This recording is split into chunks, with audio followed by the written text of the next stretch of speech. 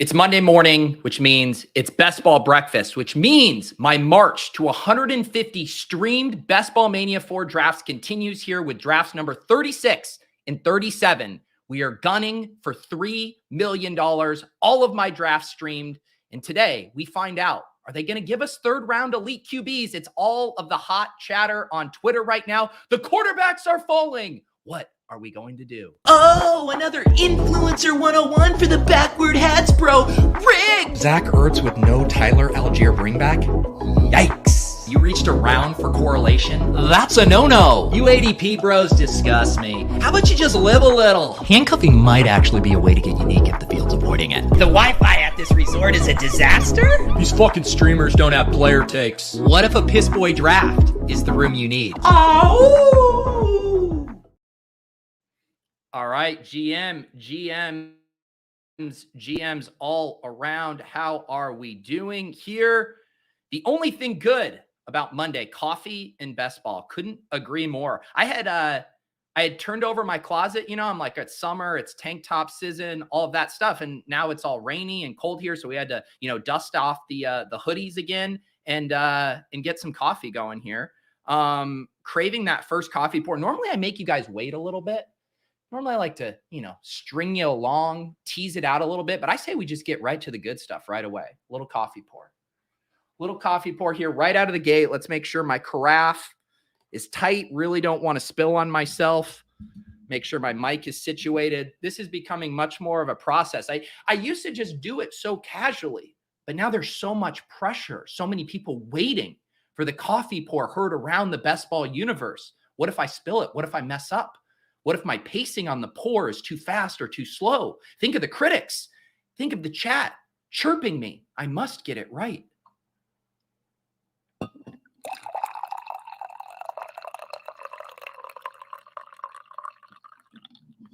That was a good one.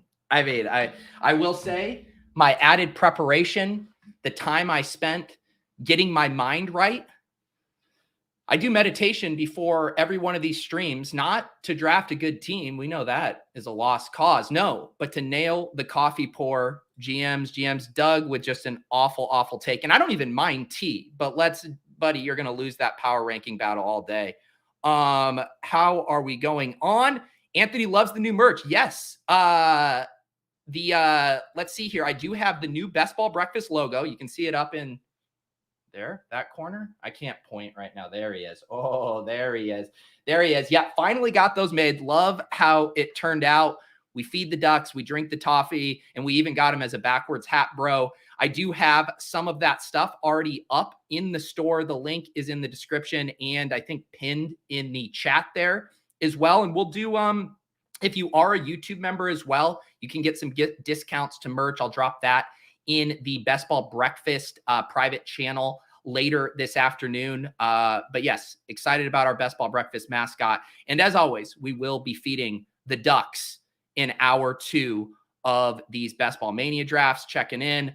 What is up, Copper? Hello. Michael got a ship chasing shirt yesterday. Yes, in the ship chasing, we do have a new performance sweat wicking shirt that I know Michael was excited about. Congratulations on getting your shirt. Yeah, Paul experiencing the New England weather stream swings, 90 in Vermont and then 60 the next day. I know it's been beautiful. Catching up on the chat who loved my coffee pour here. Yeah, it Ludiquire, always a pressure pour with the white on. I know that was an added degree of difficulty.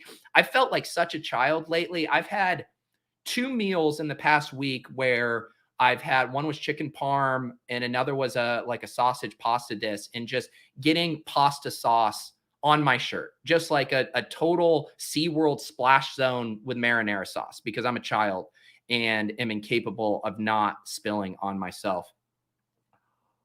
Are there tanks? Yes, there are tanks. Here, I'll just pull it up. Let me just pull up what we got cooking over here. In the store, over at myshopify.com, we do have the Best Ball Breakfast tank top in a variety of colors here. We have the official Best Ball Breakfast coffee mug. My order is on the way with these. We got the t-shirt. And then there's one more that's not on the home screen here. We got the coaster, baby. We got the coaster because I need a place to set my coffee mugs during Best Ball Breakfast. So there you go. Some fresh new merch. We also have all kinds of stuff. Michael was referencing the ship chasing stuff. If you want to get your chasing Karain, we got the Badge Bros in here with their stuff. Of course, we have the Value Hound stuff if you missed that last year. So all kinds of good stuff going on in the store. Yes, I will drop the discount code in the Discord after the show. Okay, Gary is on the same page as me as spilling marinara sauce. Half of my wardrobe is red gravy stained with white tank tops. It's called an Italian dinner jacket. That's what I need to do. PR spin. When Lauren makes fun of me for spilling on myself, I'm going to say, "Hey, babe, it's just an Italian dinner jacket. Had to dress up. All right, here we go. What else do we have going on here? Pete, I don't know the week 17 schedule from memory. Let me draft against you. See, this one, if you don't have the week 17 schedule memorized at this point, I mean, what's going on? I mean, we've had almost a month now. It just comes reflexively to me. I do remember it taking like a little bit more last year. I remember doing some of my early Underdog Cardio Club drafts at the gym, and I had a little spreadsheet with the week 17 matchups pulled up on my phone while I was drafting. And this year it was like, nah, we're just going to get to this right away. So it's going to be a long summer here, and we need to pace ourselves. I think the new party trick is going to be memorizing the week 16 matchups, because memorizing the week 17 matchups is now just table stakes. Because you go to a party and you start rattling off that the Texans, play the Titans in week 17. No one's impressed anymore. Everyone knows the big dog gets the Texans twice. No, you're going to have to start digging into the week 16 matchups. You're going to have to start telling people, hey, do you know that Minnesota and Detroit play in week 16? Everyone's playing for this Dallas-Detroit game. How about the Minnesota-Detroit game? That is how you are going to win people over in the year of our Lord. All right, time to get the banners rolling. I will have someone come into this draft this morning and say, Pete, what number draft is this for you? Well, lo and behold, the ticker, it's like motherfucking ESPN up in here with this ticker. It is BBM4 draft number 36. We are in the draft room as well.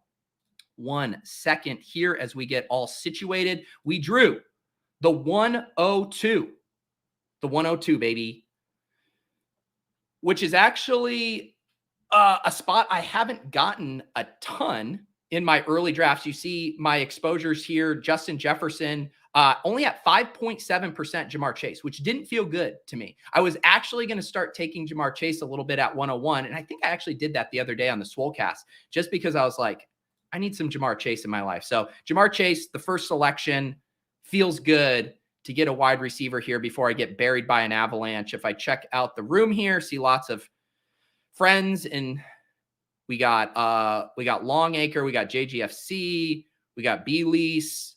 Haven't seen Roto Heat Craig B. Welcome. We got Max Coop, we got Copper Prices, Soccer MVP, Brendan. All right. Yeah, this feels like a friends and family draft, which is fine. You guys are my friends and family. I have done this to myself. I have willingly embarked on an endeavor where I beg you guys to draft with me, only for you to take what I love most in the world from me, my wide receivers. It is hard to know. Wow, we got some guys in the underflow and the overflow. Wow, Dietrich rocking the new badge. Congratulations. Tank, would you rather have more exposure to Jefferson, Chase, or Cup?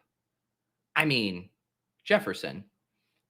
The thing about, so I forget who I was talking about this with. This is what happened when you do too many shows. I do think Justin Jefferson should definitely be the 101, right? Like the level of consistency he is going to give you on a week-to-week basis. And yes, we can all talk about him getting shut down in week 17. But for the most part, his target share, his role in the offense, his red zone role, all of that stuff is pretty undisputable. With Jamar Chase, we have seen games where it's a T. Higgins game, where Joe Mixon runs for 4 touchdowns. Like, Jamar Chase isn't just always locked into that high 20% target share in the way Justin Jefferson is. Cooper Kupp, I think, can challenge Justin Jefferson in that regard as far as like a super high consistency of market share. And then all 3 of them have the ceiling, right? All 3 of them can pop off for 30. So I guess the point I'm coming around on here is I do think Cooper Kupp is slightly undervalued. And we're talking like, microscopic value differentiations here because Tyreek Hill goes 1 pick ahead of him or whatever. But I do think because of him coming off the injury, because people aren't excited about the Rams offense, I think they are kind of forgetting that Cooper Kupp can rip off one of these insane seasons. I have no reason to believe that he can't do it again. So, but still, I'm going to play it by how they have it ADP sorted. I would like the most Justin Jefferson, followed by Jamar Chase. But I mean, I have no problem being pretty high on Cooper Kupp right now. I think my Cooper Kupp exposure here is, 17%. And I'm completely okay with that. All right, we are on the clock here. Do we want to try to set up the alpha? This same spot happens to me every time where I make a video being like, I don't like doing the premium double stacks. And then you guys wipe out all of the wide receivers I would otherwise take, Olave, Devonta Smith, and I'm left with the last wide receiver of this tier break being another Bengals wide receiver. So here we go. We are on the path to someone sniping me with Joe Burrow. Let's see here. How am I only at 2.9% Derrick Henry? And only 8.6. We need to get our Derrick Henry numbers up. We got to get it. I don't know if you guys heard, but Derrick Henry does play the Texans twice in the fantasy playoffs. So our start here, Derrick Henry at running back, Jamar Chase and T. Higgins at wide receiver. And so it begins. No exposure yet to Barkley. Are you concerned? I'm not concerned. I am not concerned. My issue of why I have basically no Barkley, although this would have been a spot to take him sliding to 23. Because that is further than he normally slides. What's his ADP at? Is it like 16? Yeah, 16.5. My issue with Barkley is I view him similar to the rest of these backs. Ramondre, Tony Pollard, Derrick Henry, Breece Hall, Josh Jacobs. Like, Barkley is part of that tier for me. And because he is the first running back who goes off from that tier, I just don't end up with a lot of him. This probably would have been a spot to take him, though, if I wanted a Barkley share.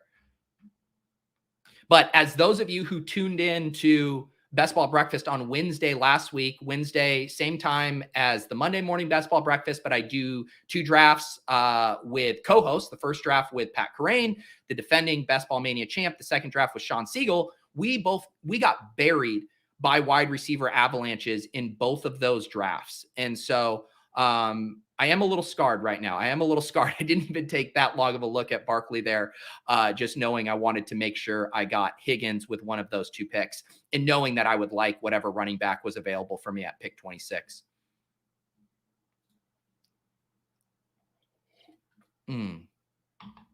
Yes. As Davis Maddock likes to say, Derrick Henry points go Burr. No other analysis needed. I don't know if you guys are new around here. Bijan fell to 17. Welcome to my drafts. My drafts are not normal drafts. My drafts do not look like your private Best Ball Media drafts.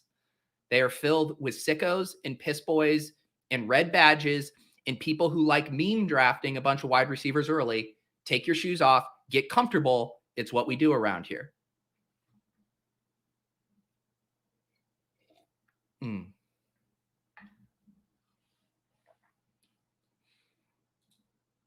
Copper Prices is going to be telling his grandkids about the one time he got CMC at 4. You will see CMC fall. I've seen screenshots of him at 5 or 6. All it takes is that top of the board just being terrified of a wide receiver avalanche. And next thing you know, Christian McCaffrey's going at 6. Bijan's going at 17. Barkley's going at 24. because you get Lolo over here starving the beast. Garrett Wilson, Jalen Waddle, Deebo Samuel, Keenan Allen, 4 straight wide receivers out of the 11 hole. Soccer MP here. Who is Soccer7MP? I feel like I know that username. Who are you? That's one of you guys in the chat. I need like some master glossary that shows your Underdog username, your Twitter username, and your Discord username, so I can remember all these, because I can't be expected. Like my guy JGFC, you know, he has the same username across all the stuff. Makes it easy to know who it is. But some of you I can't keep track of. And if you're looking to get streamer clout, you're going to need to standardize your usernames. Davis Maddock learned this long ago. You're just Davis Maddock everywhere. I do have kind of one regret with my Underdog username. My Underdog username is just Peter Overzet, which, again, I learned my lesson back when I named my FanDuel username back in, it would have been 2012, FF comedy _ Pete. I learned my lesson never to do that again after having to beg FanDuel to let me change it. But I do kind of wish my username was just Overzet on here. I feel like that would be nice. I would have taken London there. I don't feel like I need to mess around and not or wait to take Burrow at 5-2. I am on the clock here at pick 47. Obviously going to complete my double stack. If there was a really nice selection here, I would just, you know, dare LDO out of the 1 hole to take Burrow unstacked, which I actually don't think he would. But because there's not any opportunity cost I'm seeing, I'm just going to go ahead and take Joe Burrow. So we complete that double stack here.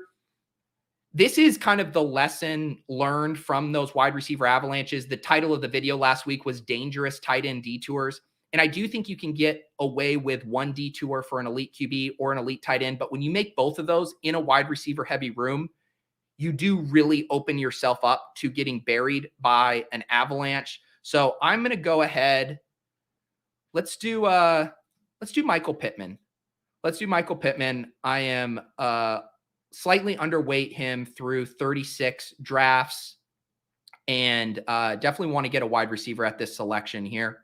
And we'll see what comes back to us at the 6-7 turn. But this is the pick that had got, I think, Sean and I in trouble a little bit last week when we took Hawkinson here, who I like a lot. And I think Hawkinson's a good pick there. But when you do the early RB and the early quarterback, and you're in a piss boy room, you can get absolutely buried taking multiple detours. So I'm going to go ahead and grab a wide receiver that I guess I'm just indifferent on. When someone says the word Michael Pittman, I feel nothing. I don't feel positive emotions. I don't feel negative emotions.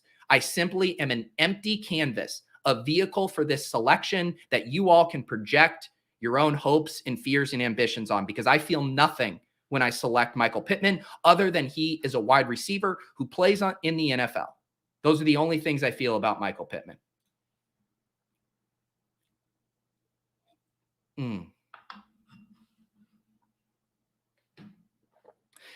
Chris says now somebody's going to swipe the Overzet username. That's like the greatest trick someone ever pulled, was naming their Underdog username Evan Silva, because I swear it's every what? Those of you who are in the Deposit Kingdom Discord tell me it's probably like every 2 weeks. Every 2 weeks, someone will be like, man, just drafted with Silva.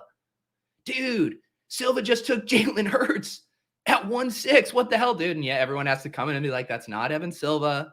That's a guy catfishing as Evan Silva. Do not fall for it. I promise you, Evan Silva is not out here drafting underdog teams in May. Do you know what Evan Silva is doing? He's at Taylor Swift concerts, okay? Evan Silva is not drafting best ball teams right now. If you see Evan Silva in the lobby, you have been catfished.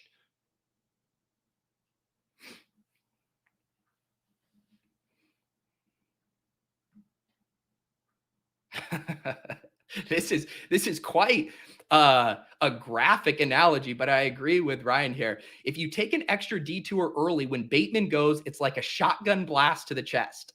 I did just make another best ball tips video that posted on Friday talking about the wide receiver cliff. And I do mention Rashod Bateman being the last of what I would call the comfy wide receiver selections. Rashod Bateman feels very comfy when you click him. I love that click. And then after that, I do not love the clicks. Michael Thomas, ugh. Cortland Sutton, ugh. Jacoby Myers, bleh. I mean, it really gets vomit inducing very, very fast.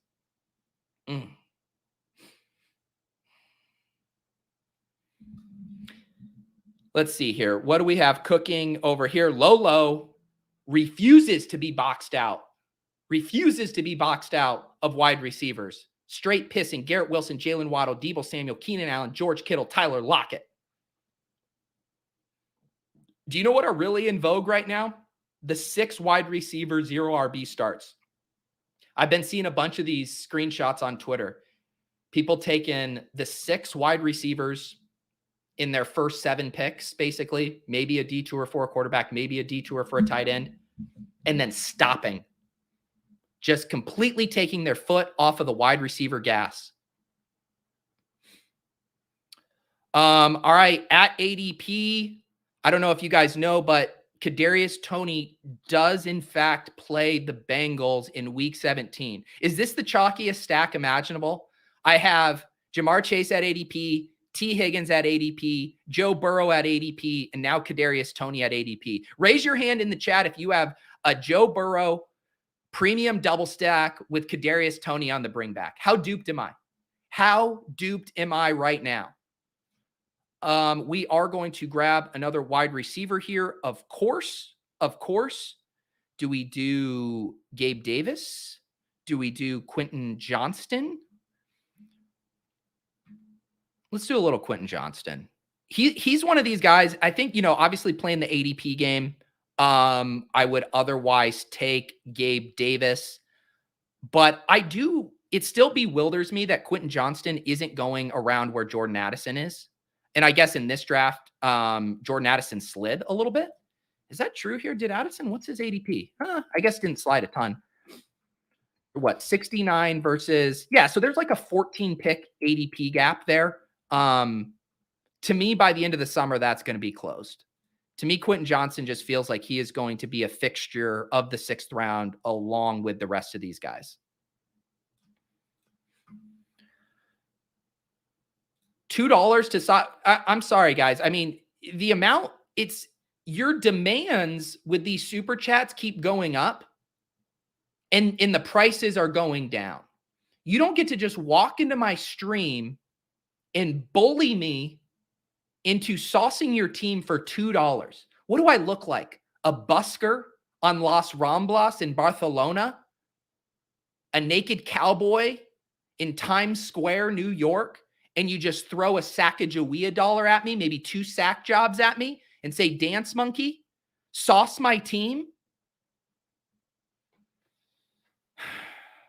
Sure, I'll sauce your team.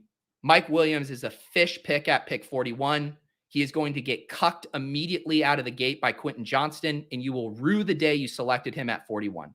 There you go.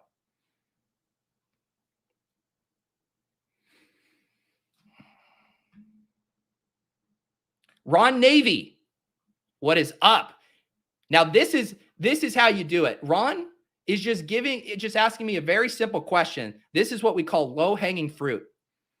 I don't even have to work up any false outrage to sauce a team. I can just simply answer Ron's question. Thank you for the super chat, Ron Navy. Did you max out the Chow Chows? I did. Ron says we were in one slow draft together. I noticed. TD Strikers. Good luck, Pete. Yes, I did max out the Chow Chows. I was a little disappointed. I was trying to sneak in one fast draft Chow Chow over the weekend. And then I had to bail because it didn't fill in time. And I had too much pride to tweet it out. I did let people know in the Best Ball Breakfast channel. I do let you guys know when I hop in Best Ball Mania drafts for the most part. But yeah, I had to go the slow route with the Chow Chows. Had to go the slow route. I love the Chow Chow structure. It was a 15 max, $50. Really hoping that Underdog rolls out some more of the Chow Chows. Partly because I love the structure and partly because I want them to name it the Chow Chow Chow Chow.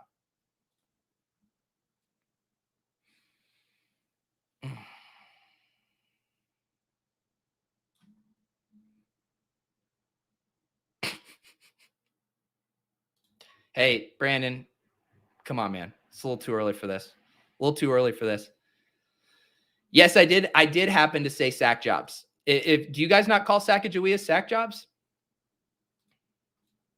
When was the last time anyone held a Sackreligious coin in their hand?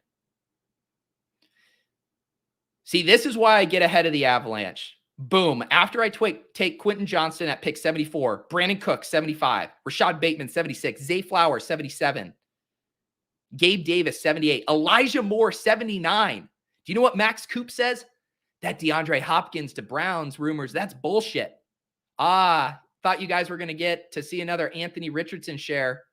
I would have taken Anthony Richardson at pick 95 there, but sorry. He's gone. Can't take him anymore. All right. Javonte Williams, Quentin Johnston, week 17 mini correlation. Come on down. Come on down.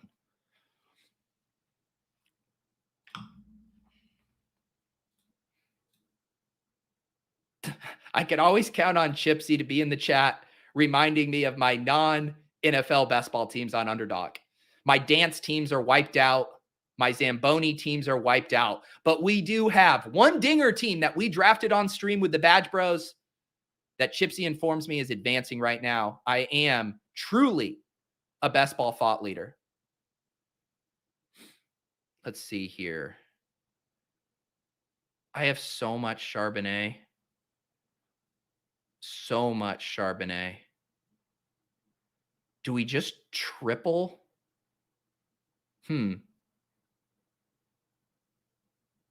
Why not? Just follow my heart. More Zach Charbonnet. More Zach Charbonnet. Somehow Zach Charbonnet has just become this safety net for me in drafts. And I don't even know if it's a good safety net. It might have some holes in it. It might have some big holes that I'm about to fall through. But he's always here around pick 100. I like him as either kicking off a 0 RB room, pairing up with more of an anchor RB room like I have going with Derrick Henry here. I do now have 2 running backs on this team that will likely start the season off slow. Javonte Williams, who knows what his health is going to be to start the season, although early indications are relatively positive. Zach Charbonnet could definitely be buried behind Kenneth Walker to start the season. I continue to like both Walker and Charbonnet in drafts, but I will be needing to think through a little bit of early season production at running back, knowing these two might not be playing early. It is a fun pairing. 10-minute wants to go back to the good old days when Bateman was going in the 9th round. Those were the good old days. I'm writing up a piece for tomorrow's Fantasy Life newsletter and the website, looking at some of the biggest ADP movements in Best Ball Mania since the contest opened a little over a month ago. So we'll be writing about, obviously we have the QB prices dropping. That's a major trend. Also another one I noticed, kind of a tight end dead zone dropping in prices. Like you have Dalton Schultz, you have Cole Kmet, you have Juwan Johnson, you have Dalton Kincaid, all of those guys dropping, as I think drafters are kind of gravitating toward a more polarized strategy at tight end, either the elite quarterback or elite tight ends at the top or the punt tight ends late. And I get it, right? Like when you look at, it's like Dalton Kincaid's going at what? Pick 125, 130, and his teammate who still is most likely to lead the team in tight end targets, Dawson Knox, is going at like pick 200 now. Or you take Dalton Schultz, who sure, Dalton Schultz is fine, but 60 picks later, you can get Trey McBride, another starting tight end on a bad team. So I understand why that ADP dynamic is happening and what I'm now dubbing the tight end dead zone. Please make sure you trademark that and source me in any of your future tweets or content that I did in fact invent the tight end dead zone.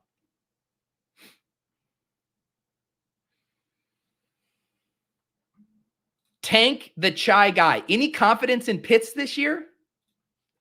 I mean, confidence is such a weird word to use. I'm at 14.3% here, which means I'm overweight. One more selection would probably put me double the field on Kyle Pitts. I don't know if confidence is the word I would use. I would say I have stubbornness surrounding Kyle Pitts this year. I would say nothing has changed for Kyle Pitts other than Bijan Robinson vulturing some more red zone looks. But all of that is offset by his price, right? He's now 3-4 rounds cheaper than he was last year. So yes, I'm in on Kyle Pitts. One thing I did realize is I want to get some more Darren Waller because I am really light on Waller right now. And I don't really know why. And by light, you can see here 0%, which seems bad because my whole thought with these tight ends is outside of Travis Kelce, you're either punting it or you're spike week hunting. And guys like Kyle Pitts, like George Kittle, like Dallas Goedert, like TJ Hawkinson, these guys can get you the 20+ point spike weeks that can help you separate within a playoff environment.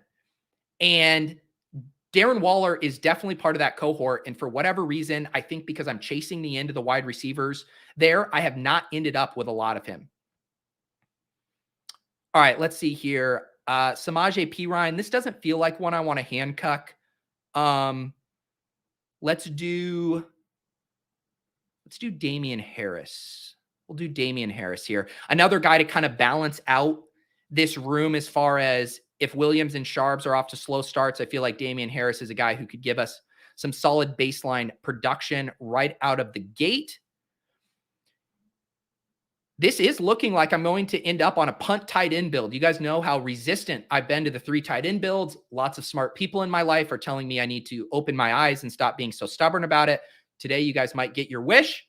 I don't feel like reaching for a wide receiver here. Let's grab Antonio Gibson. And now I think we're done at running back. We are pretty much done at running back. Derrick Henry, Javonte Williams, Zach Charbonnet, Damian Harris, Antonio Gibson. For the audio listeners who I will always service along with the ghosts. And if you don't get that reference, make sure you're watching Ship Chasing every Wednesday night at 9:15 p.m. Eastern. I know the ghosts tune in. Our team through 11 rounds, Joe Burrow at quarterback, the big dog at running back, along with Javonte Williams, Zach Charbs, Damian Harris, Antonio Gibson, are wide receivers. Nice little 5-pack of wide receivers. Jamar Chase, T. Higgins, Michael Pittman, Kadarius Toney, Quentin Johnston, and no tight ends. No tight ends. Can you imagine? This 4 tight end build stuff, that's where I draw the line. This was so cruel. It's like I'm finally capitulating to 3 tight end builds.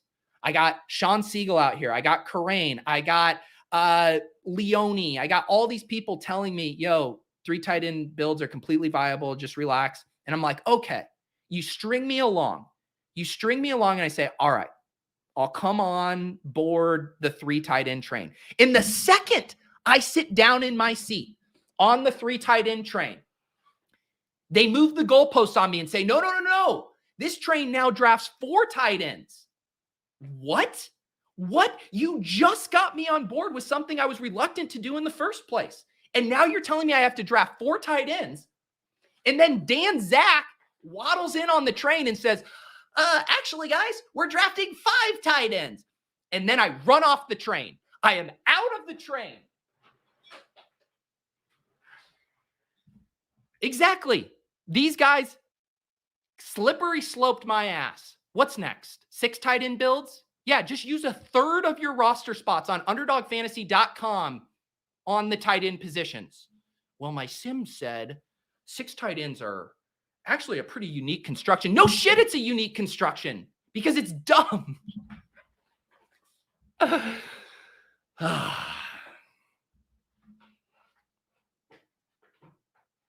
Oh, no.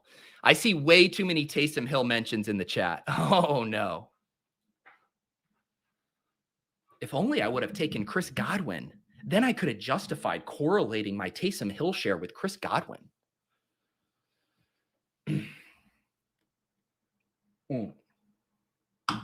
Speaking of ADP movements, we do have ADP chasing back over on the Ship Chasing channel. That is going to be today at noon Eastern. So pretty much immediately following Best Ball Breakfast.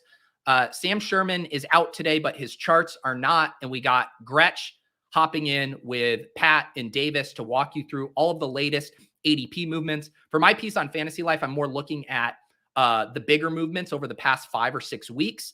And those guys are going to be looking at the most recent movements in the ADP market. So tune in to ADP Chasing directly following this show at noon.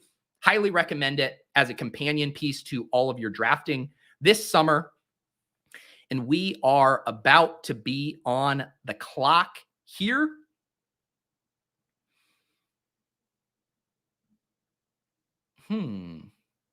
Ba-da-ba-ba-ba. I'm loving it. Ba-da-ba-ba-ba. Let's see here.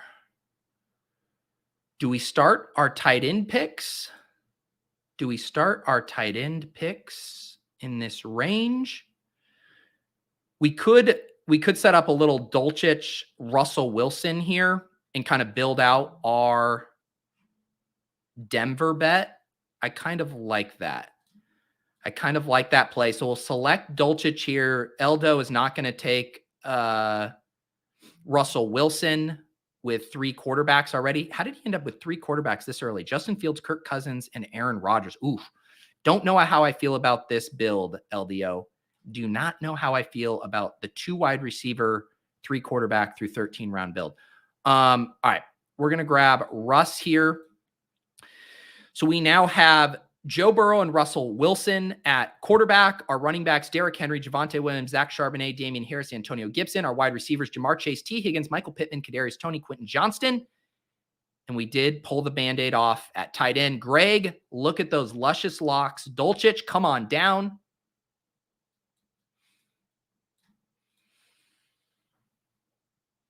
Now this is the galaxy brain right here. Draft Dulcich, but handcuff with Albert O, but handcuff him with Troutman. What if Troutman gets the Sean McVay, the Sean Payton, Taysom Hill gimmick goal line package looks? What if? We just don't know.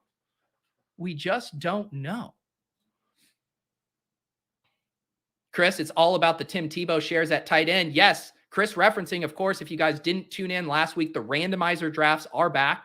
Those are going to be every Thursday night at 8 p.m. Eastern on the channel. Had a very fun show with Fantasy Life's Ian Hartitz last week, where he did end up selecting Tim Tebow. He couldn't even believe that Tim Tebow was in the Underdog player pool, but that is the beauty of the randomizer draft. Your best laid plans go to waste when the wheel forces you into some gross selections, or I become an awful host and actually time out even after successfully fulfilling the prompt. I guess I can announce who my randomizer guest is going to be this week. And for those of you who are watching Best Ball Breakfast, I know there's those of you who are new to the randomizer. Basically what I do is I let people know my guest, and every single pick in this draft, it's not a Best Ball Mania draft. It's a private $3 draft where we can just dick around.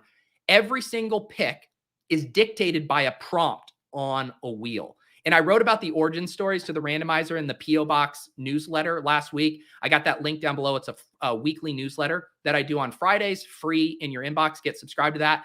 But it started out with just doing things like you have to take a wide receiver with this pick, or you have to take a player on a team whose mascot is a bird. And over the years, it's evolved into a much more robust prompt that plays into the guest's personal brand, I guess you could say. So Ian Hartitz, Josh Norris said he had to find 3 vegetables and eat those, when Ian famously does not like vegetables. So those are the kind of prompts you get on the randomizer. And I will announce right now, my guest for Thursday night is none other than Underdog Fantasy's very own Nick Rudman. We're going to have a very fun Underdog Cardio Club meets randomizer show. So keep an eye out for that tweet if you guys want to get some suggestions in. And if you guys are YouTube members to the Best Ball Breakfast Value Hound tier, you'll also get access to the randomizer tier as well. And you can suggest prompts for me and Rudman on Thursday. All right, let's see here. I don't end up with a ton of Jaden Reed. I don't have any correlation here with him yet, but we'll go ahead and grab Jaden Reed here to get a 6th wide receiver. Another rookie here. He falls 6 picks past ADP. And if LDO doesn't do it, I will draft Taysom Hill for all the Taysom Hill slappies out there. I've turned into Davis Maddock on this draft, taken Derrick Henry and Taysom Hill. What has happened to me? Who am I? Who am I? This really is a Davis-Matic draft. Greg Dulcich, who's Davis is all in on this year. Taysom Hill, who I swear will be the godfather to Davis-Matic's unborn child. And Derrick Henry, who Davis is just fully capitulated on this year. The brand is ruined. Someone needs to go back and watch last year on Ship Chasing. We were doing an FFPC draft. It was me, Davis, and Karain. And I was the one that had to pound the table for taking Derrick Henry at the end of the second round. There's a clip out there. Someone needs to make this clip happen. Davis, I think, was visibly repulsed by the idea of taking Derrick Henry there. And now this guy does backflips to the podium to select Derrick Henry. But I guess it's because he plays the Texans twice in week 17. Years of brand building for nothing. Let me teach Davis a little bit about brand building. You have a show called Best Ball Breakfast. You got a little mascot here with a coffee cup. You pour some damn coffee on the show. This is how you build a brand, baby. This is how you tie yourself to the most popular generic morning beverage in the world.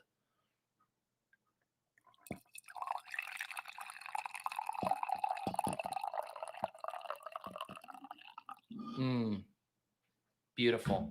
Another successful coffee pour. I really am in my bag this morning. Did you see those two perfectly executed coffee pours from Pete earlier? The dude was really in his bag this morning. Did you see the way the coffee just perfectly splashed into the cup?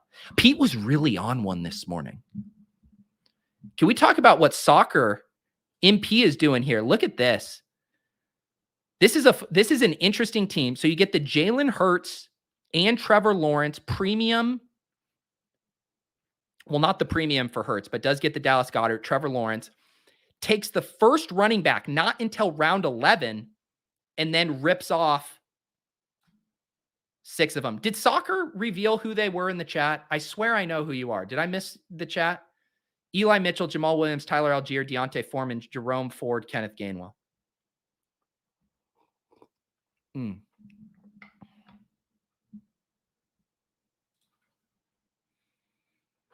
Speaking of Himmy Butler, go Heat. No way. No way.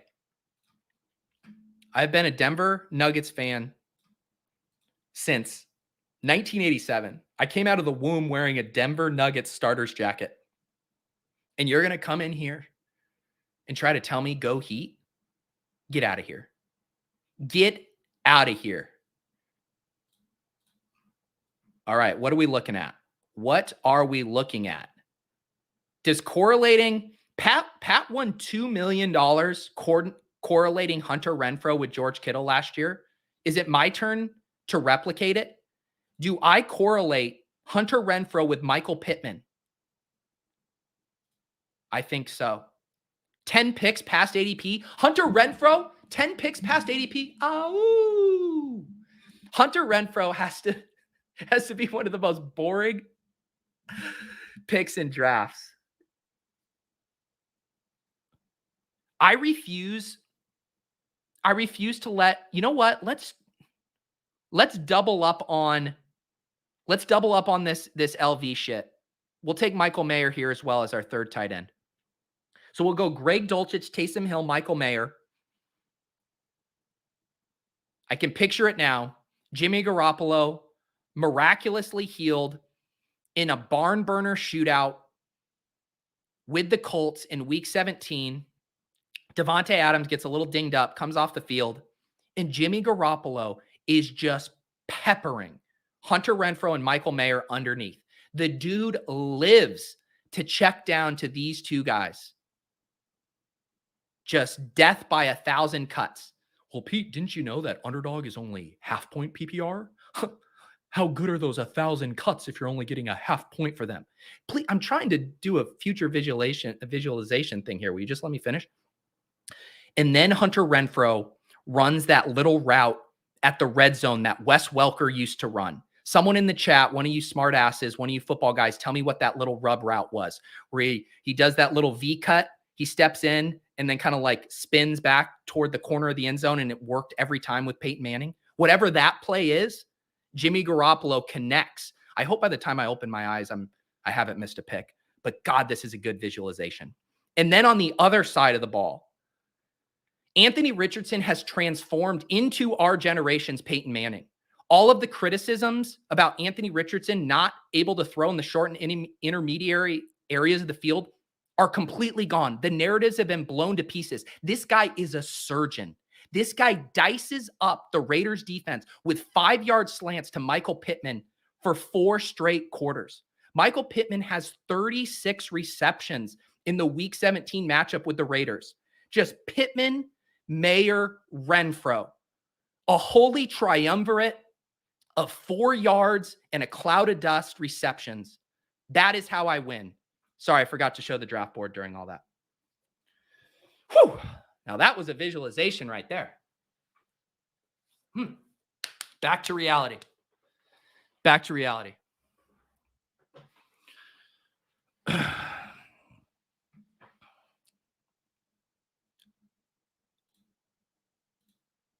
Alex, thank you. I think while I was doing this very elaborate visualization for the Raiders and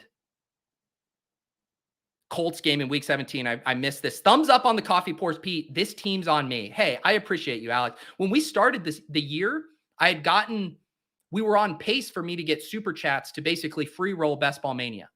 And it's nice to see we're getting back on that. Thank you, Alex. Cheers to you.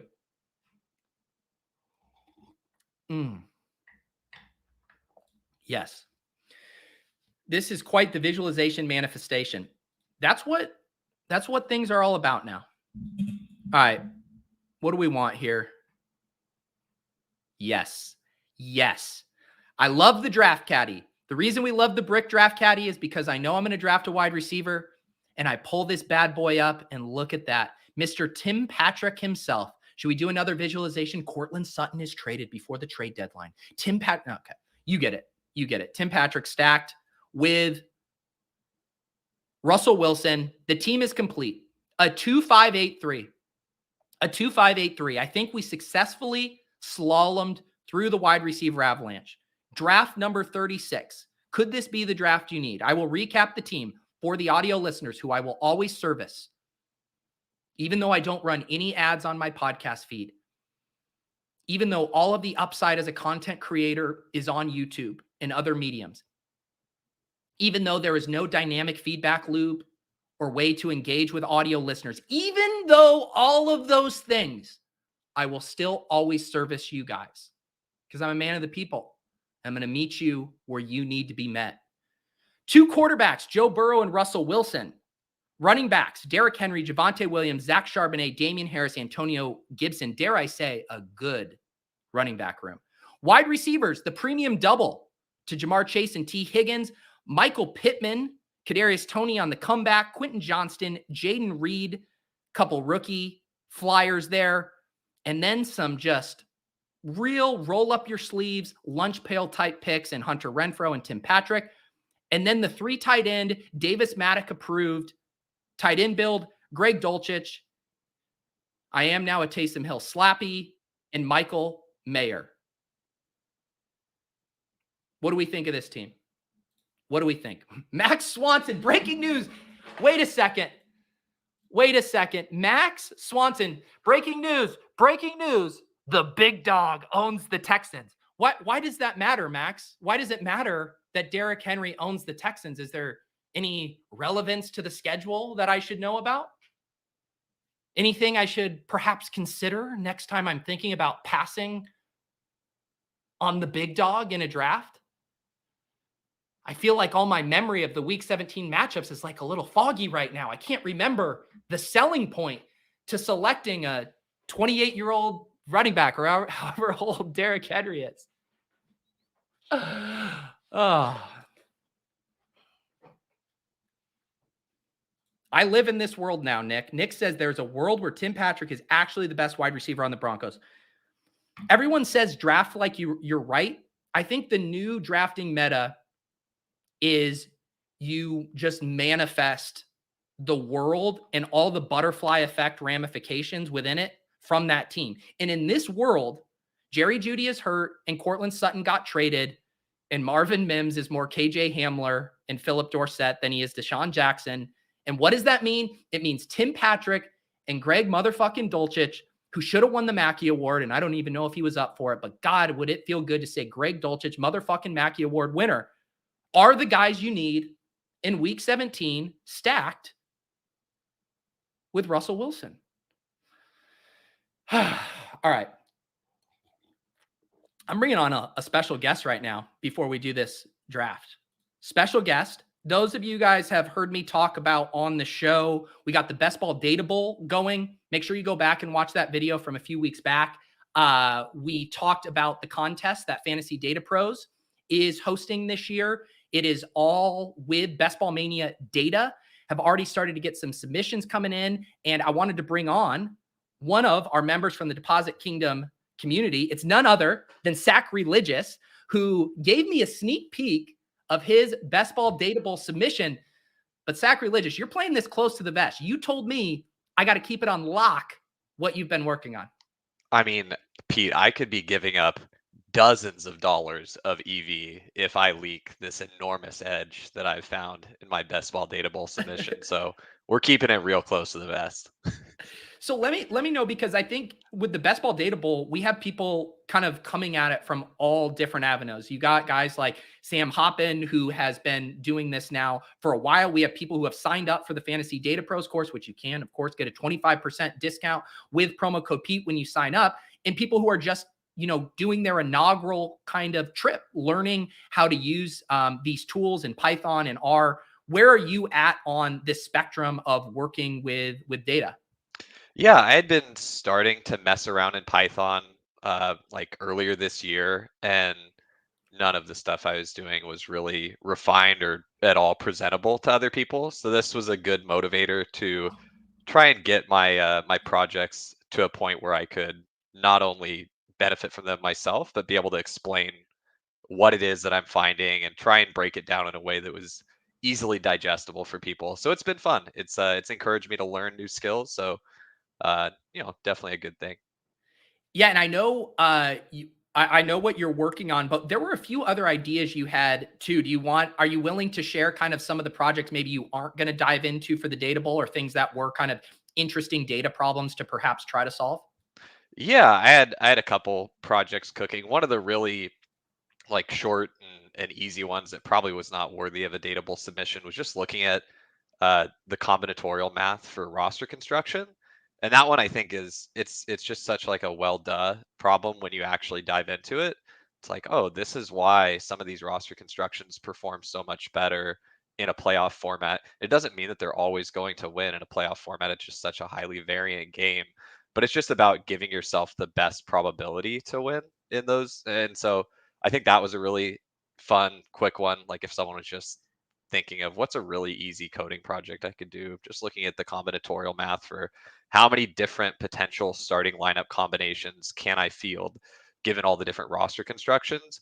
And then if you wanted to go like a little bit further down the rabbit hole, if you had sims that you believe are relatively accurate, you could run sims with all those different combinations and then look at some approximation of, hey, this combination, this set of teams that I can play, kind of looking at it as like a DFS portfolio, not like a 150 max, but like a 18K max that you're entering. It's like, okay, this 18K max I have approaches the optimal or gets close enough to the optimal, 0.2% of times. And that's better than the 16K max that I would enter with this different construction. And that approaches the optimal 0.17% or whatever it is. Where are you at? Because one thing that I've been wrestling around with in my head about just kind of where best ball strategy in the discourse is at right now. And I talked about this a little bit with John Warner on my Best Ball After Dark a couple weeks ago, is this idea that I feel like there's two conversations happening simultaneously about best ball right now. And part of it is because it's so new, everyone is trying to figure out what is actually optimal. What is the GTO thing to do in this draft? And a lot of data analysis is driven toward that. And then on the other hand, there is this element of what is optimal doesn't necessarily mean what can get you to first place in a massive contest. And then you have the exploitative strategy, and some of the combinatorial things you're talking about hint at that, or what are ways that I could get unique in smart ways, deviating from the optimal or for the most likely thing. So where are you at? Like when you're doing some of your data analysis, are you looking to find optimal things that might not be discovered from the market yet? Or are you looking for maybe inefficiencies or overconfidence in optimal trends that you can exploit? I lean more of an exploitative play style. I think that's the better way to play games like best ball that are still really new, where you have a lot of people playing the game very suboptimally. And so there's a lot of, you can take advantage of a lot of the stuff that people are currently doing um, pretty easily. And so I don't think that you really need to focus on being like GTO or game theory optimal right now.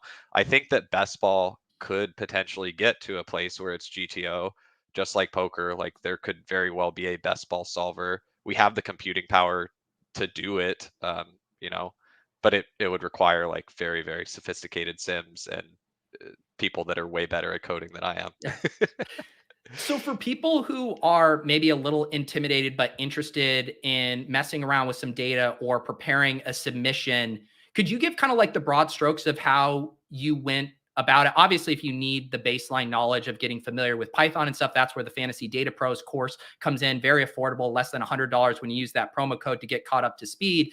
But what are kind of the steps that people should expect? Because I've heard some comments of like, hey, this sounds really cool, but there's no way I would be able to have a decent submission in the next 2 months or whatever, which I kind of want to push back on, because I do think some of this stuff is readily available to learn if you're interested.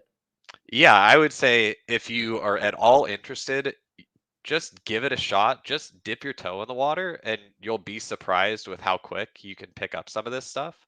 A lot of the coding stuff that would be required to put together a good submission is really, really basic. Like, take the course on Fantasy Data Pros, or just watch a couple YouTube videos, or read a couple short books, and yeah, I don't think that the barrier to entry is too terribly high. I mean, there's a lot to learn. Like I'm still learning new stuff every day, but that's the fun of it. Like you get to teach yourself a new skill, and you might have a problem for best ball that you think about, you're like, gee, I'd really like to solve that. And this is just good motivation to, all right, how do I go about solving this? Let me put together a plan and see if I can actually execute it. For sure. And I have the Fantasy Data Pros channel created in the Deposit Kingdom as well. There's been a little discussion in there. Lots of people to bounce ideas off of. My guy Lou Dog has been taking the Fantasy Data Pros course too. So if you have any questions for him about what that is like, all of that good stuff, and hoping to do a data roundtable here again in the coming weeks. Sackreligious, I really appreciate you coming on here before I hop in another draft. But do you want to give any people a little bit more tease about what you're working on here with your best ball data bowl submission? The topic I decided to cover was more about what makes stacks tick. Because I feel like as a community, we kind of understand that stacking is plus EV. You should be stacking in these tournaments. But I think that there are more ways that we can slice it, and more things that we can look at to better stack our teams. And so that's kind of the rabbit hole that I'm currently diving down.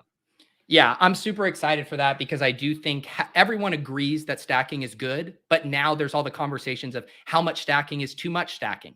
What about some of these negative correlations that we know from DFS? Can you do running backs with quarterbacks? Can you do tight ends with running backs? All of this stuff I think is really fun to explore. So excited to see what you came up with. I am going to hop in my next Best Ball Mania draft here, but Sackreligious, people can catch you in the Discord. Anywhere else you would like to plug before you head out here?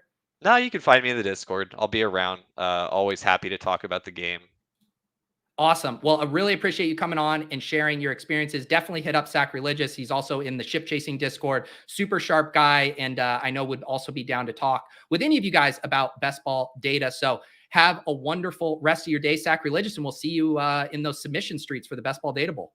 All right. Thanks, Pete. All right. Peace. All right, guys, we are officially underway here. I am registered for my draft. We got the Influencer 110 this time. We got some new faces in this one. Copper prices did manage to get in back-to-back drafts. I do tip off when I enter these drafts for YouTube members. If you are a Best Ball Value Hound YouTube member, before I hop in any of these, I have an alert in the Discord that you can sign up for.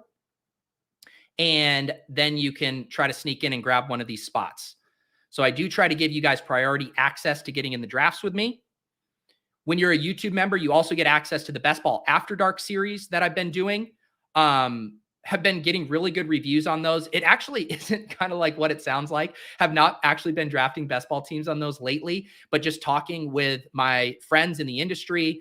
Last week, I had Nick Ercolano on from BDGE, who has lots of unique and interesting thoughts about content creation and running a business. I kind of picked his brain about those things. 2 weeks ago, talked with John Warner from the Badge Bros about kind of where we're at with the best ball landscape and content and all that stuff. So highly recommend those. And those are free with your best ball membership, best ball breakfast membership there on the channel. Get access to all of those. All right, we are going to be picking here. I need to get my banner going. This is draft number 37 on my road to 150 streamed drafts. And we will see what Copper does. I was going to take Eckler there. I will go ahead and take AJ Brown at pick 110. Longacre got into back-to-back drafts, and I see our guy Jonathan squeezed into this draft as well. Many are wondering, Copper Prices, what draft are we at? Number 37. We did 36 just minutes ago on stream, 37 right now, and I will be doing number 38 actually this afternoon at 2 p.m. Eastern on the Establish the Run YouTube channel. I'll be drafting a best ball team with Taylor Swifty, Evan Silva. Just kidding. It's with Herzig. But we are going to be drafting it on my account because Lord knows if I'm drafting on stream, it needs to be on my account to bang these drafts out. So if you want to watch draft number 38, that will be on the Establish the Run YouTube channel at 2 p.m. Eastern. I believe it's called the Best Ball Boardroom. Does that mean I have to put on a suit and jacket? I think it does. AJ Brown, Amon-Ra St. Brown. I don't know if I've gotten that combo many times. AJ Brown, Amon-Ra St. Brown. 2 Browns headed to Browntown.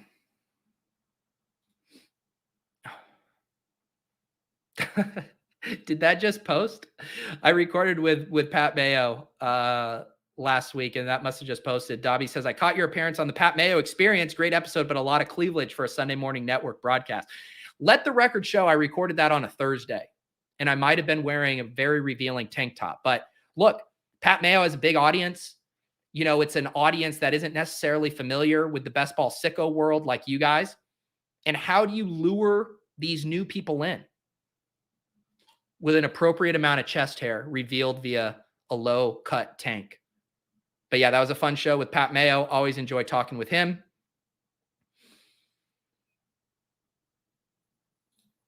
I am going to wear a blazer. Maybe I do the I act like I'm an Irish folk singer and put the blazer over a hoodie. That's a look. That's a vibe. Pete, that's a total vibe. Ron Navy continuing to just send in super chats with various facts. I just finished my 37th Best Ball Mania 4 draft. Spider-Man meme with Ron Navy. Are you trying to dupe my Best Ball Mania 4 pace, bro? Are you trying to dupe my pace? Find your own pace, man.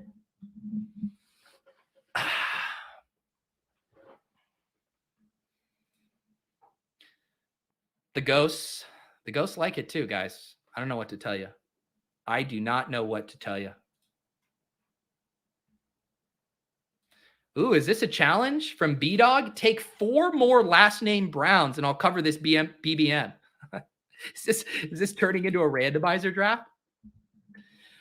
Marquise Brown.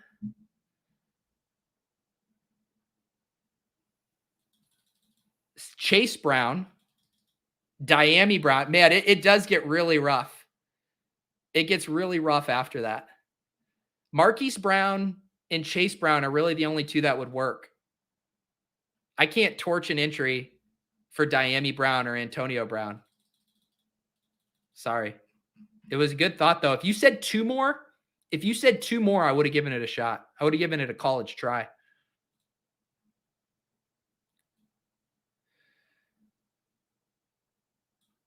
Ryan Donnelly is on BBM4 draft number 99 Looking to improve on my 120th best place finish from last year. 99 best ball mania drafts. You're sick. Save some drafts for the rest of us, brother. Hey, I'm still looking to draft best ball mania teams. Save some drafts for us, brother. Don't hog them all. Ryan says, every super chat notification that comes up now, I'm expecting some absurd demand for something vaguely or unquestionably sexual for someone's enjoyment. It is nice to get some of these super chats that don't require me to debase myself on camera. It is nice.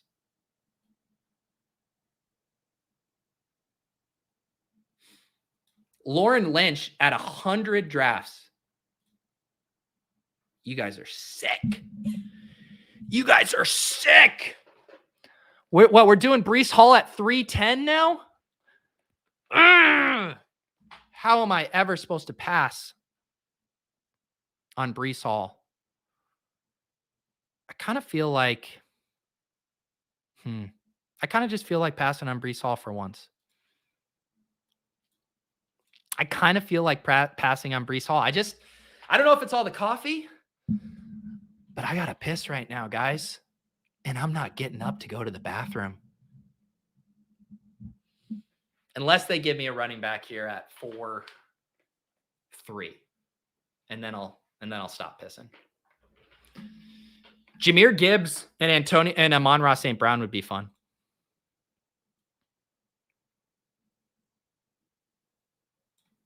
Ross, Win Pete OnlyFans draft stream. I mean, you get enough super chats and these can quickly turn into an OnlyFans stream. Feet pics. Okay, god damn it. Now you're going to give me Breece Hall at 4-3. You're going to give me Breece Hall at 4-3. Fine. What are we doing here? Why does no one want Breece Hall? I'll take him. I'll click Breece Hall for the millionth time.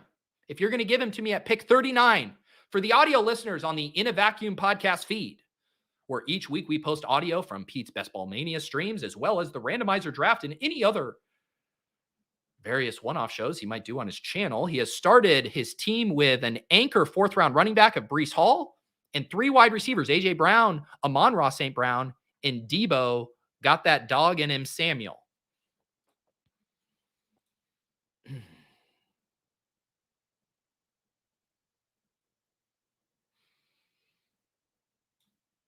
Oh my God, I am so bad at this.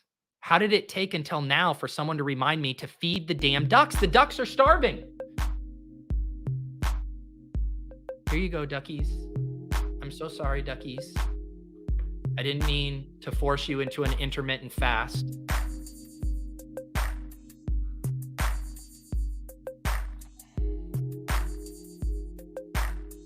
The ducks are being fed.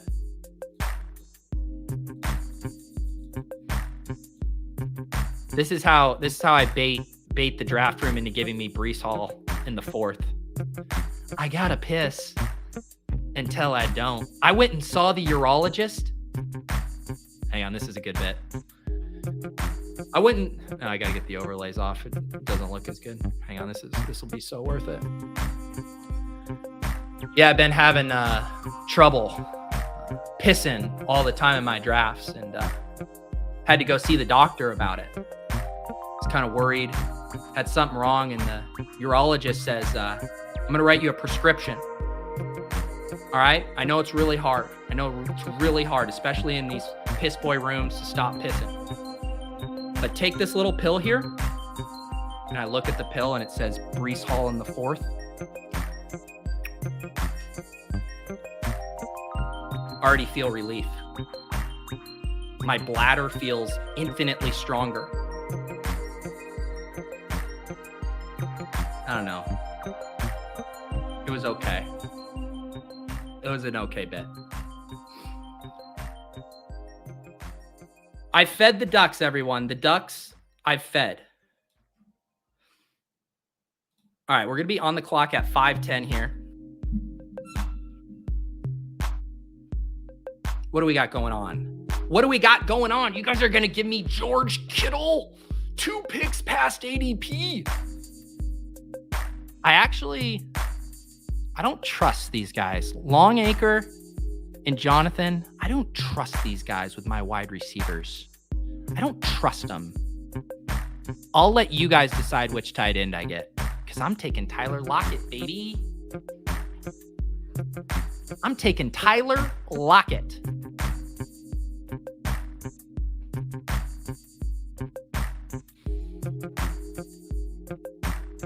Now, this is what I need to hear. Barring awful ACL news, Brees may not reach the 4th again this offseason. That's the one thing my urologist said when he gave me that prescription. He said, there's only one of these, buddy.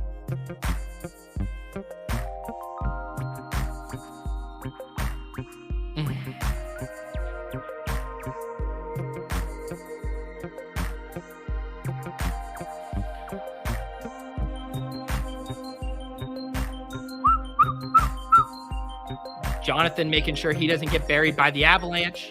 Takes Traylon Burks and Jordan Addison.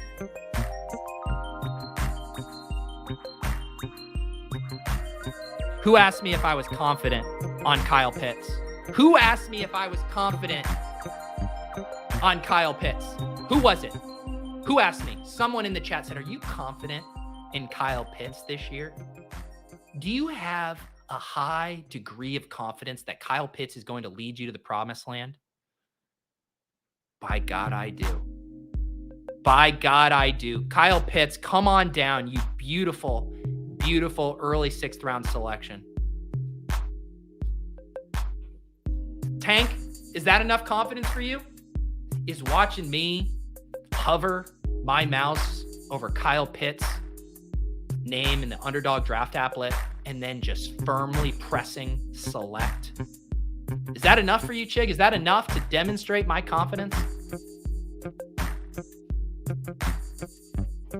All dog squad. All dog. Ron Navy out here shaming people for chatting without super chats. Ron Navy is a plant from Big Peter Overzet. We created him in a warehouse. We programmed him with machine learning, artificial intelligence. And we told him to get in these chat rooms and psyops people into thinking they are not allowed to make a comment without giving me money. Ron, you are doing great work. I salute you, Ron Navy. The worst part about the urologist bit is I really do have to go to the bathroom right now. That is the worst part about that.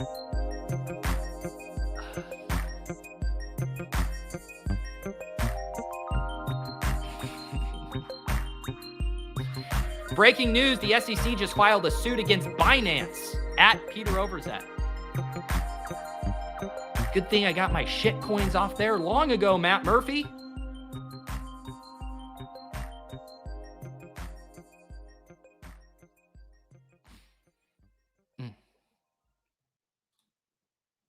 I don't know if there's that we're looking at a $499 super chat for that. I might scratch that. I don't think I'd pee in my cup for $499. I need to come up with an accurate number of what it would take.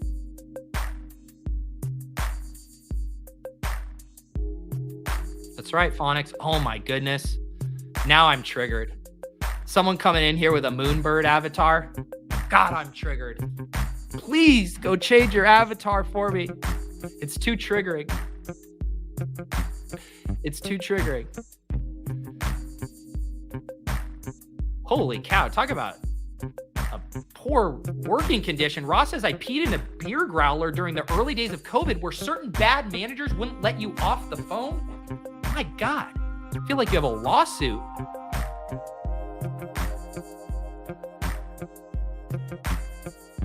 This is what this stream has turned into now. This is what this stream has turned into. DFSR says, go to the bathroom. My mom was a urologist nurse. Holding it in is not good for your prostate. I legit ruined my bladder. I don't know. It's probably like 7 or 8 years ago. I was at a show in New York and I held it for way too long. And I legit think it ruined my bladder that night. I might have to go to the bathroom after this 7-8 turn. I'm gonna have to go to the bathroom.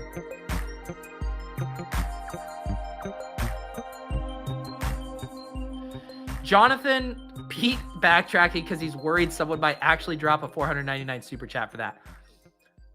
There's some sickos out there, Jonathan. And I had to really be honest with myself. If someone wants to call my bluff on that, am I actually going to drop trow here on camera and pee into a coffee cup that, I mean, you want to talk about a splash zone?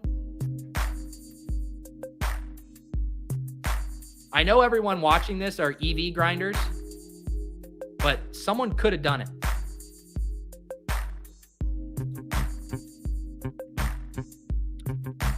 Little Brandon Cooks, and that seems fun. Look at all these olds I'm drafting. Tyler Lockett and Brandon Cooks. Ew. Ew, Pete. Ew. Draft some rookies, man. These olds are gross. Well, internet chat rat, I don't know if you know, but the Lions play the Cowboys in week 17. I don't know if you know.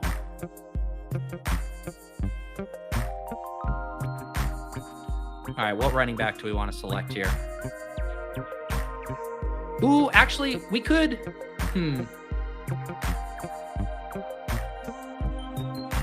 What do we want to do here? You know what? I have so little Dalvin Cook. If we're going to take him, it's going to be 11 picks past ADP here. Let's grab Dalvin Cook at pick 87. I don't always draft Dalvin Cook, but when I do, it's a value. All right, here's the draft board. I'm going to the back. Talk amongst yourselves for the next 45 seconds.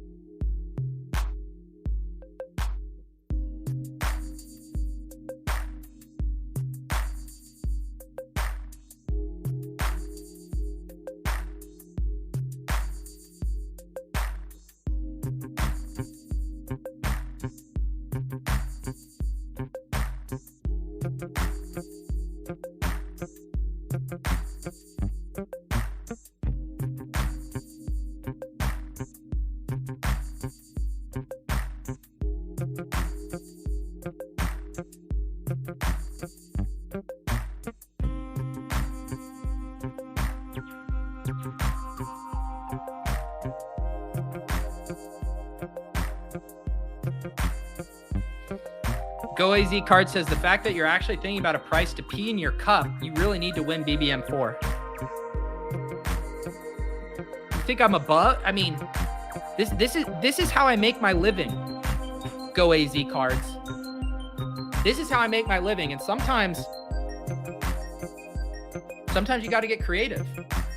When the super chats dry up, you got to start offering to pee in cups.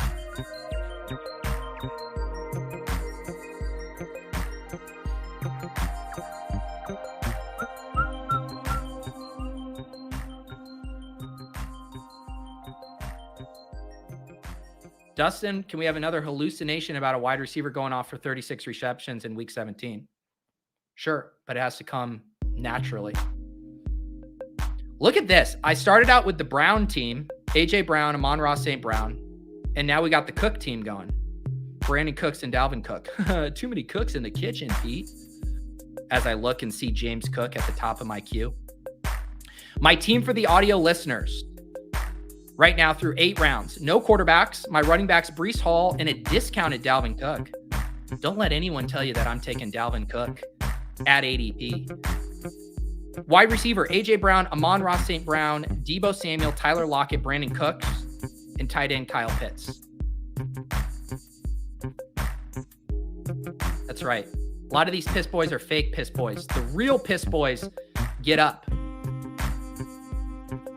This channel is now called Only Mans. This channel used to be just Mans videos. You're going to let me get Dak Prescott at pick 106 stacked with Brandon Cooks with my Amon-Ra St. Brown bring back? Yes, please. Yes, please.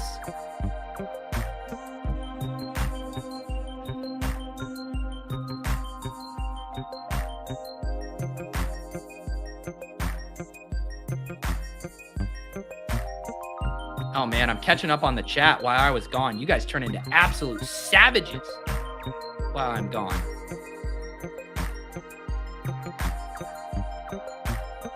You guys are talking about whether I'd wash my hands or not. Let me make a running back selection. Should we do the all cook team? Was that super chat saying if I get 3 cooks on one team? I mean, yeah, what do we do? Why is James Cook here at 111? Did I miss something? Look at, I got 3 Cooks and 2 Browns. That's fun. That is fun.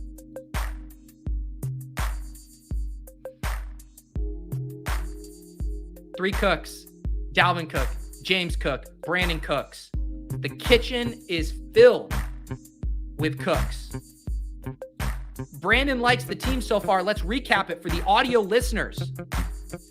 Dak Prescott, running backs, Breece Hall, Dalvin Cook, James Cook. Wide receivers, A.J. Brown, Amon-Ra St. Brown, Deebo Samuel, Tyler Lockett, Brandon Cooks, tight end Kyle Pitts. This team fucks. This team straight fucks, man. If this team was a human, they'd be fucking all the time. Ooh, is this it? Sources saying, do the Badge Bros have inside sources? Future Cowboy Dalvin Cook. Dalvin Cook ruining all of Tony Pollard's fun. That sounds like a good time.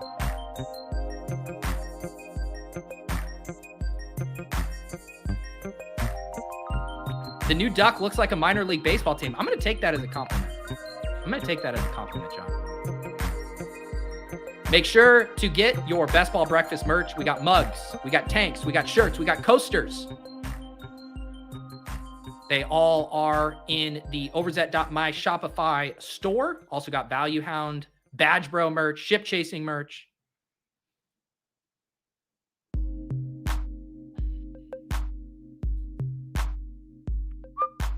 Top Stat says, Pete, do you think there's merit to taking Higgins and Chase but passing on Burrow? I feel like every team will do this, so I thought it would be better to go DJ Moore and Fields. I don't, because I think it's different when the premium stack is cheaper, you know? Like if you're taking 2 Texans wide receivers or 2 Panthers wide receivers or whatever, and you don't have the quarterback, you can survive that. But when you sink your first and second round pick into those wide receivers, you need their quarterback to be going off as well. You're basically hoping for the effect that happened in 2021, Best Ball Mania 2, where it was T. Higgins and Jamar Chase kind of ping-ponging big weeks through the fantasy playoffs and Joe Burrow going off in all of those games. I just think it's too big of an investment to galaxy brain away from it. And it was a different conversation when Joe Burrow was going in the 3rd, but now that he's available in the early 5th, if you want it.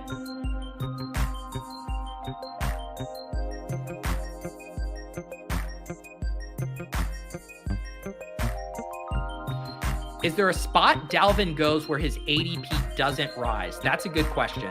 Very few. I think it's literally just the uncertainty that keeps his price down. I guess, John mentioned Dallas.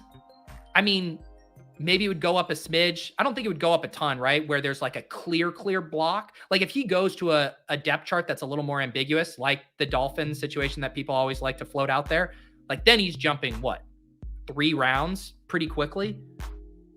I don't know how much he'd jump going to Dallas because it feels like everyone's pretty bought in on Tony Pollard there. All right, what do we got going on here? Let's see here. Do we play the running back or wide receiver first? Let's grab Jonathan Mingo.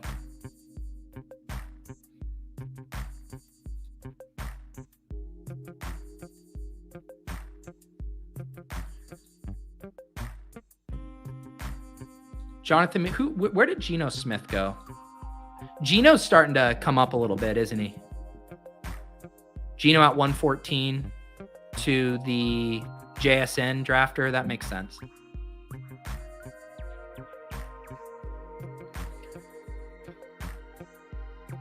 Are the GTO bros going to come after me if I take Jared Goff with Dak Prescott?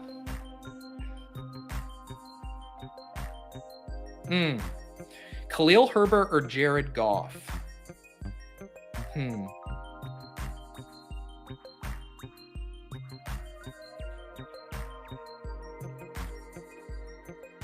We got Rondale Moore now up at pick 134. His ADP has been a rocket ship. Let's do Jared Goff. I have so much Khalil Herbert. We got Amon St. Brown. Jared Goff and Dak Prescott at quarterback there. Little discount on Jared Goff. Getting both of these QBs stacked up past ADP feels pretty good there. Feels pretty good. But Pete, I don't know if you're aware, but they play each other in week 17. And ideally, you would have 2 different quarterbacks for 2 different games. I know.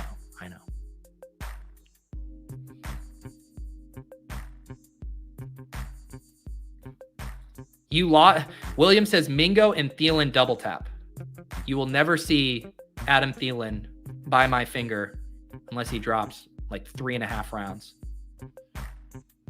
I'm with this take. Going back to the Geno stuff, Geno feels like a smash. Top 3 wide receiver core in the league. Fant plus Charbonnet helping the passing game too. Yeah, Geno's an awesome pick. Geno and Tua, I think, are the most mispriced quarterbacks.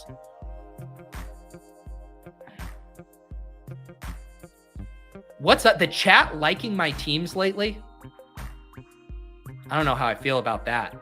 I like it better when you guys want to vomit when you look at my teams. So we do have a 2-3-6-1 build right now through 12 rounds. Dak Prescott and Jared Goff, as John says, we're going to shut it down at quarterback most likely. Running backs, Breece Hall, Dalvin Cook, James Cook. Going to have to start grabbing some running backs here. Wide receivers, A.J. Brown, Amon-Ra St. Brown, Deebo Samuel, Tyler Lockett, Brandon Cooks, Jonathan Mingo. I like that wide receiver room. Tight end, Kyle Pitts. Might have to get creative with some of these running back selections.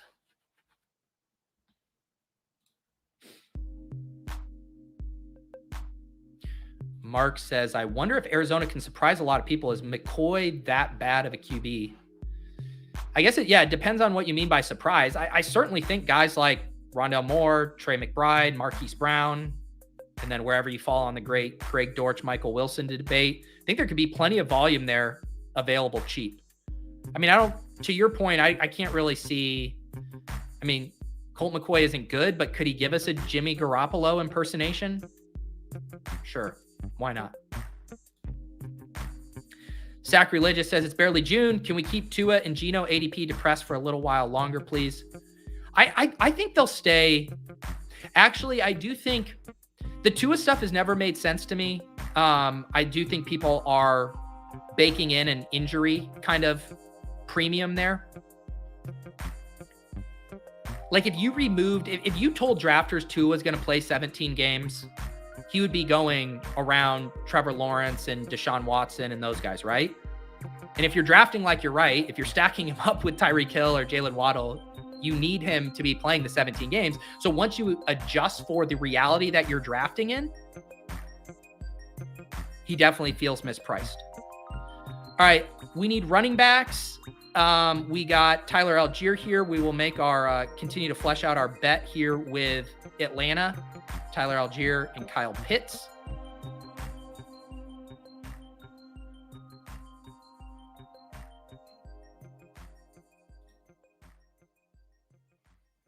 Man, I have been getting some cracks at Laporta in some of my drafts, but man, someone got excited about Laporta here. Where did Laporta go?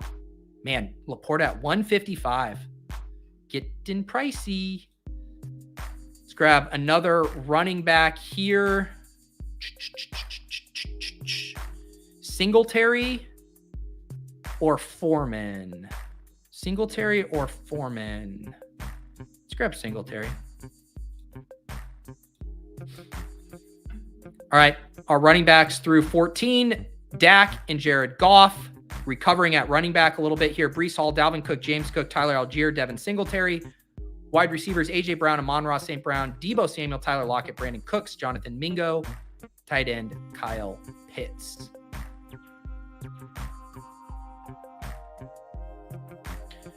Oh, genius. Is it confirmed that Kyler is not going to play? No, it's not confirmed, but drafters are drafting as if he is not going to play. I think you're getting the double whammy, right, of uncertainty with Kyler, where one, we know he's probably not going to start the season, right? And then if they're bad, people are worried about a shutdown risk.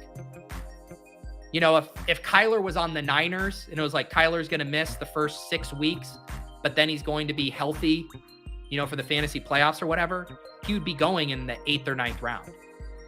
It's because of the double uncertainty that people are pretty spooked. But I don't mind taking stabs on Kyler late. Long Anchor took him here at 158. You can get more of a discount on him than even that. You know, I had one of those early Best Ball Mania drafts I did where I got him at like pick 195. So that would be my moral. Don't reach on Kyler Murray because the rooms will often give him to you very cheap.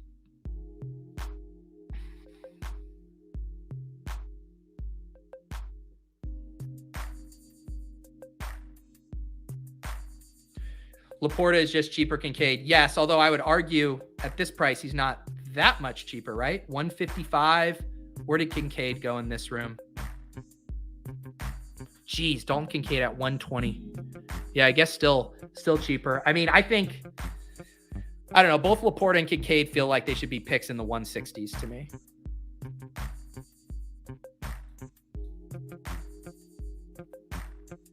Breaking news from Playoff Rondo. Peter Schrager has Justyn Ross, Justin with a Y, mind you, Playoff Rondo, Justyn Ross in his top 5 breakout wide receivers. I feel like it's every day there's some new Justyn Ross hyper HD slow-mo video with him and Mahomes. The steady drumbeat is building.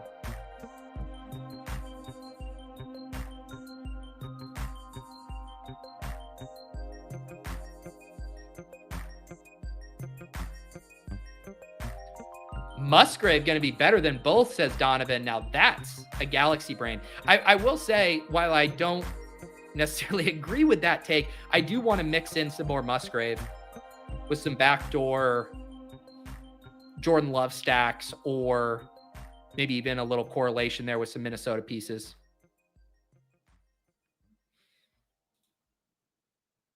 All right, coming up here at pick 15.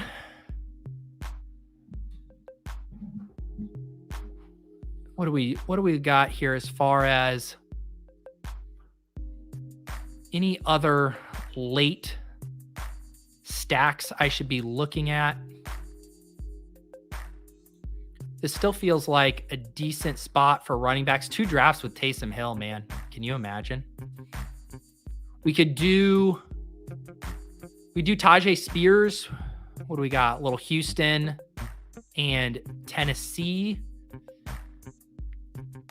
Let's do a little Tajay Spears here. That puts us at 6 running backs with Breece Hall as an anchor. I think I'm probably good there. We're going to have a luxury pick with this build. I've noticed, like, when you do get a couple players past ADP, like I did with the quarterbacks and the onesies specifically, like getting Dak and Jared Goff, it does kind of open you up to a luxury pick as far as, like, do you want the 3rd tight end? Do you want the 3rd quarterback? Do you want to get to 8 wide receivers in this build? I have 3 more picks left. One of them is definitely a tight end. And then I think one's definitely a wide receiver. And then I do think you could argue where that other pick was going to go. Done at, let's see. Do we just do another Taysom? Am I just going to turn into a full-on Taysom Hill slappy? I don't see anything else here that I have to have. Let's do it. I've finally capitulated. And oh no, can you imagine Kyle Pitts and Taysom Hill having the same bye week? Turning into a Taysom Hill slappy, a 3 tight end slappy. Who am I anymore? Who am I? The bye weeks. Don't forget about the bye weeks. Don't worry. I'll tack on Jake Ferguson. Toss some scraps to the bye week bros. Mark Wolf with a $19.99 super sticker. I can't even see it in the StreamYard thing. What is this sticker? I need to go investigate. What does this sticker look like? I'm headed to the actual chat.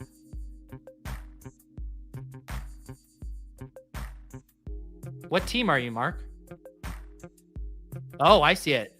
Epic fail sticker. Epic fail. What did you do? What team is yours? I'm looking. Oh, M Wolf. There we go. All right, let's see what M Wolf did here. Let's see. Oh no. Jalen Hurts and Matthew Stafford. Pat and I did this last Wednesday, Mark. Have you not seen the clip? There's a clip on this channel. Pat and I did the exact same thing. Except I think we got Matthew Stafford at like pick 195. Let me go look. I'll show you. Let me go show you. Best Ball Mania with Pat. See? Jalen Hurts and Matthew Stafford. But yeah, we got our Matthew Stafford at pick 197. You're fine. You're fine. I will shield you from the bye week bros. They're vicious. They are vicious. Looks like I'm on the clock in a poodle, a chow chow, another poodle, and a chow chow. Where's my Best Ball Mania team? Here we go.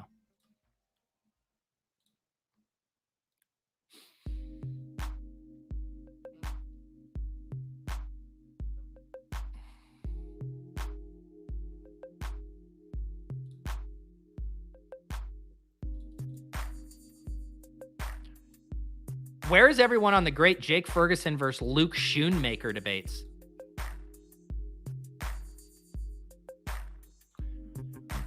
We need a wide receiver who correlates, baby. I need some sweet, sweet correlation in my life. Maybe Khalil Shakur with my James Cook. Any other correlation I'm missing?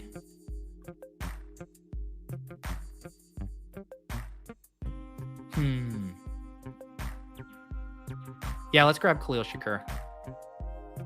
I can't. These are Pat's rankings from Legendary Upside. I just can't with this Robert Woods stuff. I just can't. I just can't with Robert Woods. Wow, there's a Russell Gage hive out there. A Russell Gage hive. Every single week I learn something new about Busball Twitter, that there's a Russell Gage hive. Yeah, we are going to take Fergie. Gotta get my Dak Prescott double stack. Man, I feel so naked with my Jared Goff skinny. Man, how did that go? Okay, yeah. What I thought was going to happen at the 3-4 turn was I thought Long Anchor was going to take Breece Hall, and then I was going to set up the Gibbs and Amon-Ra pick at 15 and 39. Jared Goff is kind of sneakily hard to double stack in natural ways. All right, Jake Ferguson, come on down. 3 tight end team. There you go, bye week bros. You happy? Stacking bros, are you happy? That's how you kill 2 birds with 1 stone. That's how you kill 2 birds with 1 stone. You give them, not only do you capitulate to the 3 tight end bros, you capitulate to the Taysom Hill bros, but you even capitulate to the bye week bros and sidestep those 2 week 11 buys. The things I do for you guys. The things. Oh, you wanted me to go Brock. Ferguson over Brock. Come on.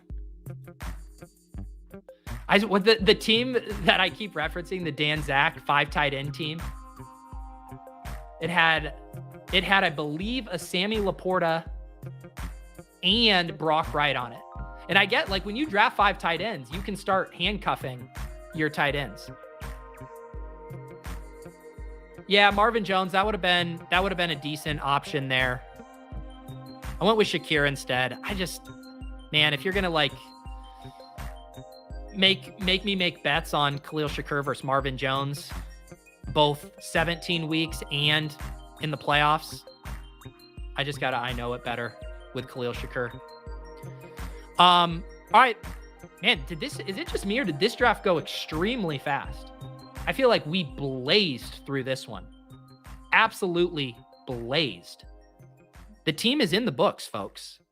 It is in the books. I want to say we started this draft at what? Right at around 11 because we talked to Sackreligious until then. Is this like a 40-minute draft? 39-minute draft? Goodness. Look at you guys. Quick on the trigger finger. You guys knew I was going to inevitably have to go to the bathroom again. And you said, let's get these picks in.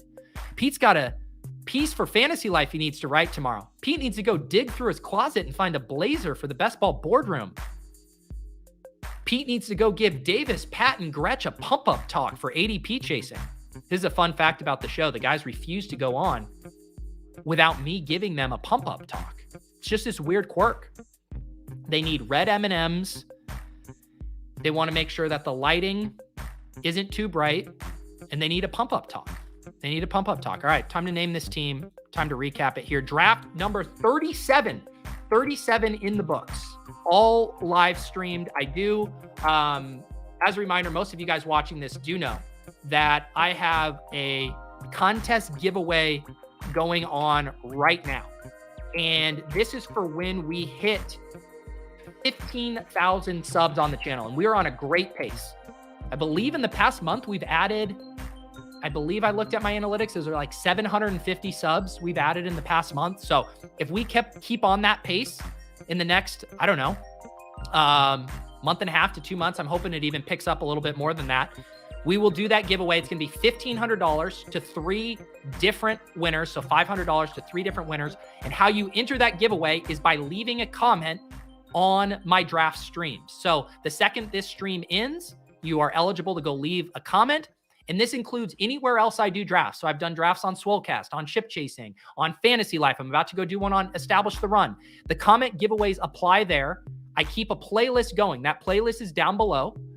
Those are all readily available. Some of them, there are a couple Best Ball After Dark. So if you want to get your full max entry into the contest, you do need to be a YouTube member. But every time you leave a comment on one of those draft videos, you will get an entry into that giveaway. And then we will spin the wheel with all of those comments when we hit 15,000 subs. Welcome, Kelly, becoming a YouTube member. Appreciate you. Get access to the Best Ball Breakfast private channel in the Deposit Kingdom Discord. Get access to those aforementioned Best Ball After Dark streams. And you can get ping alerts for when I'm hopping in drafts. All of that good stuff and merch discounts. I am going to go right after this show and drop information in about the merch discount for you YouTube members. Like I said, 12 p.m. here in the next 18 minutes, ADP Chasing on the Ship Chasing channel. At 2 p.m., Best Ball Boardroom with Justin Hertzik. I will be drafting another team over there. Also, I'm going to be in the lab later this afternoon. We have some really cool Best Ball things coming over at Fantasy Life. Really cool stuff. We should be debuting that in the next few days. So keep an eye out for that. I'll have some content and more information about that. But you guys, I assure you, will be very interested in those. And then tomorrow, as usual, I will be back for Splash Play doubleheader. Spags and I drafting back-to-back Best Ball Mania 4 teams, one on my channel, one on the Splash Play channels. You guys know the drill. Appreciate all of you hanging out today in the chat. Don't mind my teams. Actually kind of like my teams. Yesterday, or it was last week when I drafted with Pat and Sean, we got in some dicey spots.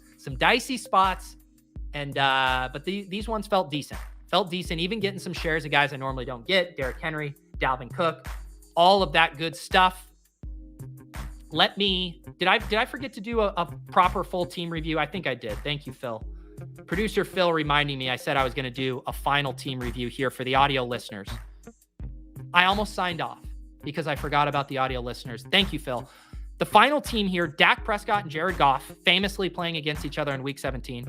6 running backs, Breece Hall, huge discount. Dalvin Cook, huge discount. James Cook, huge discount. And then Tyler Algier, Devin Singletary, and Tajay Spears, all around ADP. Wide receivers, A.J. Brown, Amon-Ra St. Brown, Deebo Samuel, Tyler Lockett, Brandon Cooks, Jonathan Mingo, Khalil Shakur. I think this is a pretty good wide receiver room. 5 before pick 82, and then 2 kind of high upside darts thrown later with Mingo and Shakir. And then the 3 tight end build. Kyle Pitts, Taysom Hill, and a correlated Jake Fergie. Don't hate it for number 37. Shout out Matt K. The becoming a YouTube member. Shout out to John and the Badge Bros. There is a Phil. I got my guy Nick and Phil. They've been helping me on the randomizer draft, helping me with Best Ball Breakfast here. So shout out to those guys making the magic happen. I did see one comment. Someone was like, how did you get all these timestamps in and get this uploaded? Have you cloned yourself? No, I have not cloned myself, but I have enlisted the help of Phil B and Nick helping me out. Shout out those guys. Very much appreciated all of their help, keeping this best ball machine operating on here, firing at all cylinders. I will see you guys at 2 p.m. over on the ETR channel. Have a great rest.